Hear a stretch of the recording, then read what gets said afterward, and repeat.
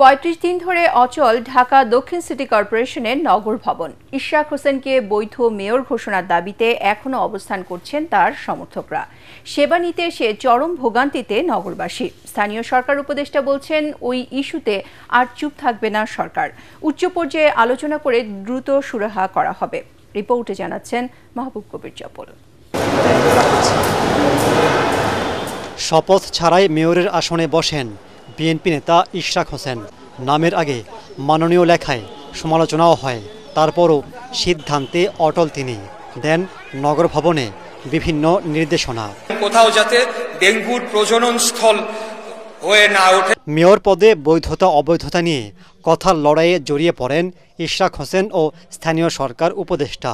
এর মাঝেই নগর ভবন দখলে রাখেন ইশরাকের কর্মী সমর্থকরা। ফলে ১ মাসের বেশি সময় ধরে সেবা বঞ্চিত জনগণ। আমি জন্ম নিবন্ধনের জন্য আসছি, তো ওনাদের সাথে কথা বলার পরে ওনারা বলতেছে যে অফিস তো আমাদের বন্ধ। ট্যাক্স দিতে এসেছিলাম, তো অফিস তো খোলা নেই। নগরবাসীর অসুবিধা হচ্ছে, তারা বিভিন্ন সমস্যায় পড়ছে। বার্থ রেজিস্ট্রেশনের জন্য একজন এসছে।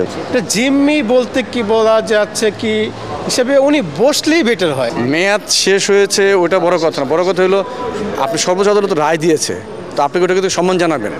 তো এটা কেন আপনাকে এটাকে ভায়োলেট করলেন কেন?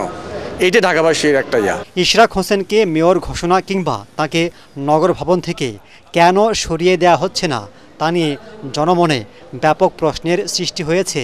স্থানীয় সরকার উপদেষ্টা বলছেন, এখন বিষয়টি নিয়ে আর চুপ থাকবেন না তারা।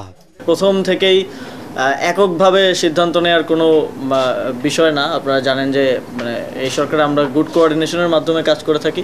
একই সাথে যখন রাজনৈতিক দলগুলোর সাথে আমরা সৌহার্দ্যপূর্ণ সম্পর্কের কথা বলি এবং সেটা রক্ষা করতে গেলে দায়িত্বশীল আচরণ আসলে প্রত্যেকের থেকেই প্রত্যাশিত।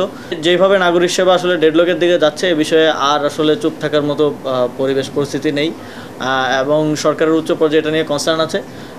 সেখানে আলোচনার ভিত্তিতে যেটা সিদ্ধান্ত আসে আমি সেটাই বাস্তবায়ন করব। খুব দ্রুত সময়ের মধ্যেই। বাংলাদেশের ইতিহাসে কখনো দেখা যায়নি একজন স্বঘোষিত মেয়র নিজেই সিটি কর্পোরেশনের দায়িত্ব নিয়েছেন। যদিও এই অবস্থার জন্য সরকারকেও অনেকটা দায়ী করা হচ্ছে। দুই পক্ষের অনড় অবস্থানের কারণে নাগরিক সেবা পেতে চরম ভোগান্তি পোহাতে হচ্ছে নগরবাসীকে। মাহবুব কবির চপল, ATN বাংলা, নগর ভবন, ঢাকা।